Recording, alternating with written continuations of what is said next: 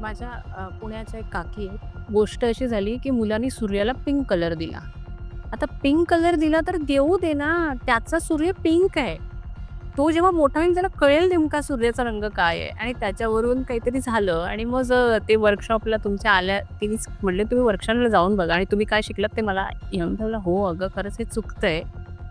तर आजी-आजोबा, काका, मावशी, मामा ह्यांनी मुलाच्या जडणघडणीमध्ये काय रोल प्ले केला पाहिजे, असं मला विचारायचं आहे? की ना मराठी माणसाला एक मोठा प्रॉब्लेम आहे. मी माझं उदाहरण सांगतो, की मी त्या ग्रामीण भागामध्ये जायचो शिकवायला, प्रशिक्षण घ्यायला.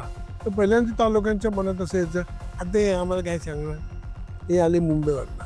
आमच्या ग्रामीण भागातले प्रश्न काय आहे?" मग मी असं सांगायचो, आता मी शिकवताना की नाही 4 चुका करणार आहे. मी शिकवून झाल्यानंतर लेसन संपला, की मी म्हणायचो, "हां, त्या चुकांच्या नंतर बघू. तुम्ही काहीतरी चांगलं केलंच असेल ना? ते काय सांगता येईल? ते तर बघितलंच नाही.